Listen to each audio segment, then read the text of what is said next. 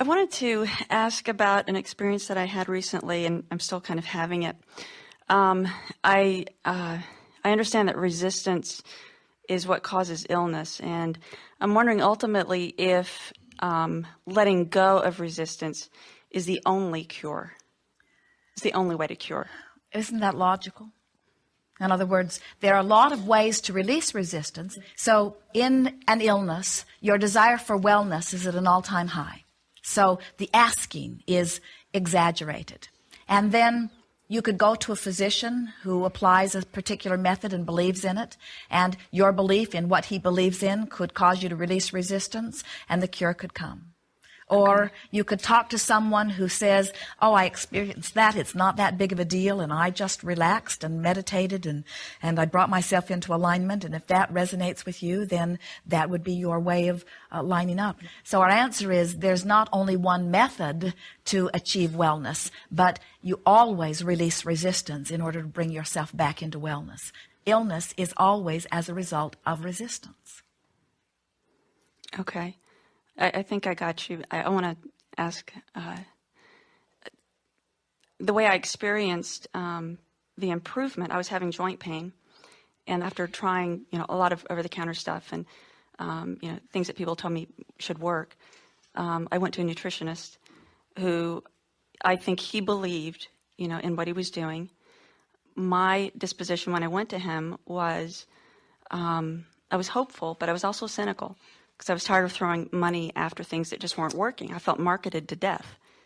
And the improvement was almost immediate, like within 3 days, 4 days. I felt definite improvement. Now, before you got there, we want to ask you some other questions. How did you find out about this person? A friend of mine told me about him. And do you remember how you felt when you heard? Hopeful.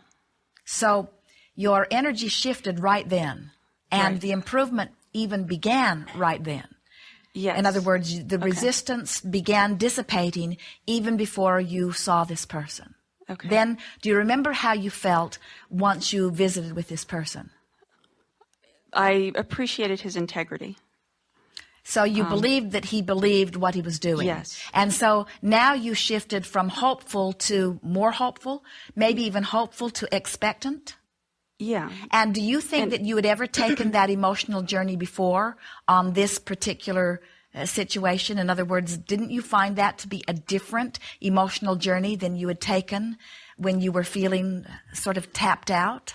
Yes, it was. Yes. But I also, because I noticed a definite improvement once I started taking the vitamins, I also attributed some of it to the vitamins. I call them the magic pills. That's all right. In other words, we're not for a moment suggesting that you should not benefit by the technology of your time-space reality. Mm-hmm. What we are saying is you can take pills in an attitude of pessimism and not get the benefit from them that you do when you take them in an attitude of positive expectation.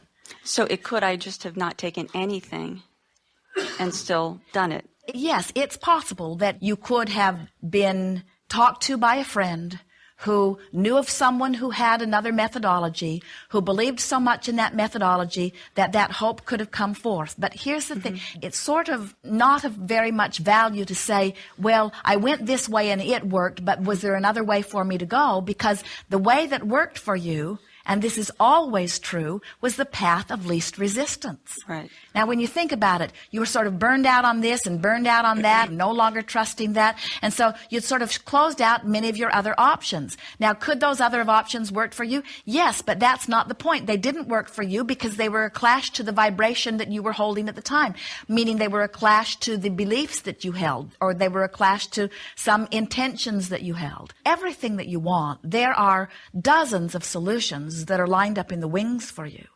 And they are solutions that really are the path of least resistance for you. And so it doesn't matter what you've done to cause your resistance to lower. That's why there are so many different methodologies that work for different people. And it's why no one can create something that works every single time for everybody, because there is enough vibrational variance.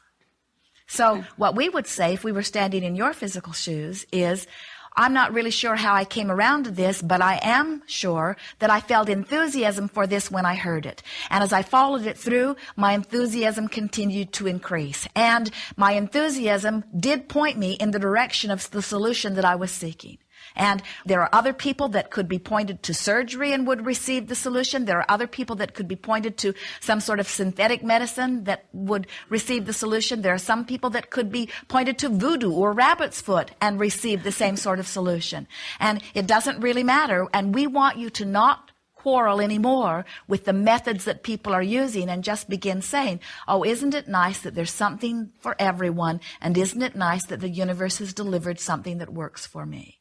Through the path of least resistance, wellness always occurs. And don't nitpick over whatever your path of least resistance is. Bless the path, you see. Okay. Don't compare it to anybody else. Bless the path. Thank you.